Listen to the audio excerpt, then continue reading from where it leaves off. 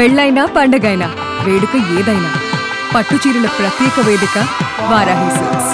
సాంప్రదాయానికి సౌందర్యానికి వారధి. 2025లో ప్రభాస్ గారి కెరీర్ ఎలా ఉండబోతుంది ఇండస్ట్రీ పరంగా అటు పర్సనల్ గా? ప్రభాస్ గారికి ఆల్రెడీ గుడ్ డేస్ స్టార్ట్ అయిపోయినాయి కాబట్టి ఆయన మొట్టమొదటి నుంచి పాపం లక్కీ హ్యాండే.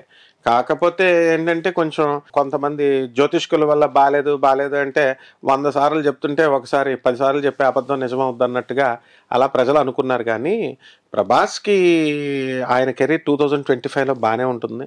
ఎందుకనంటే ఈ యొక్క కన్యారాశి కింద తీసుకున్న ఆయన తులారాశి కింద తీసుకున్న పేరు నామనక్షత్రాలను బట్టి ఆయనకు ముందుకు కెరీర్ బాగానే ఉంటుంది.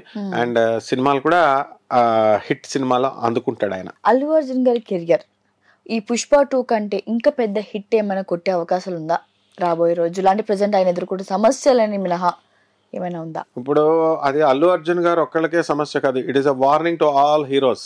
యంగ్ హీరోస్ అయినా ఏ హీరోస్ అయినా ఎప్పుడు నాగార్జున వెళ్ళినా లేకపోతే వెంకటేష్ బాబు వెళ్ళినా లేకపోతే చిరంజీవి గారు వెళ్ళినా ఇలాంటివి జరగలేదు కదా.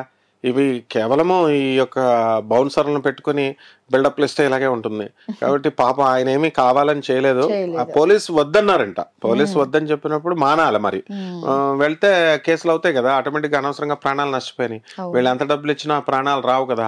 కాబట్టి రేవంత్ రెడ్డి గారు కలగజేసుకునేంత వరకు మరి ఎందుకు మరి ఊరుకోవాలా? ఈ సినిమా హీరోలు అందరూ వీళ్ళు వాళ్ళు అని కాదు, ప్రతి ఒక్కళ్ళు కూడా వాళ్ళేం మానవత్వం చూపించలేదు. వాళ్ళు అగ్ర హీరోలు అయినా వెంటనే వెళ్ళాలా, వెంటనే వెళ్ళిన తర్వాత వెళ్లకుండా సీఎం బిగించేసి మీ సబ్సిడీస్ మీదకి వచ్చేసి మీకు బెనిఫిట్ షోస్ ఇవన్నీ తీసేస్తాను అన్నప్పుడు రియాక్ట్ అయ్యారు వీళ్ళు.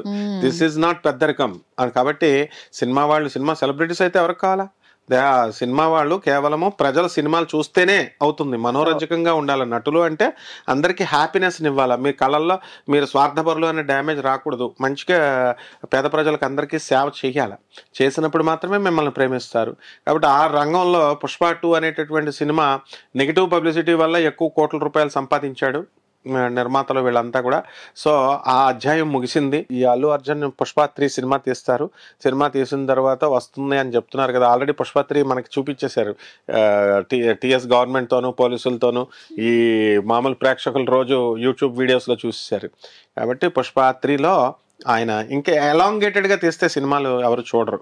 ఒక ఏదో ఫస్ట్ పార్ట్ సెకండ్ పార్ట్ చూస్తారు. థర్డ్ పార్ట్ ఫోర్త్ పార్ట్ పనిపడలేదా సినిమాలకి? ఇంక పిల్లలు చదువుకోవద్దా? కాబట్టి ఆ సినిమా ఏం హిట్ కాదు 2025లో అల్లు అర్జున్ది.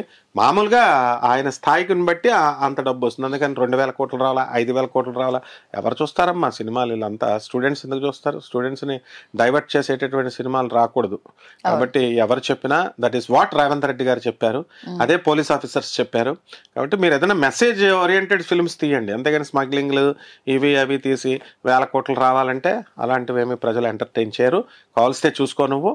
ఫస్ట్ పుష్ప, సెకండ్ పుష్ప ఇప్పుడు తీయమని దమ్ముంటే ఈ పుష్ప అంత కలెక్షన్ చేసి చూపించమని. అంత కలెక్షన్ రాదు కానీ హిట్ అవుతుంది.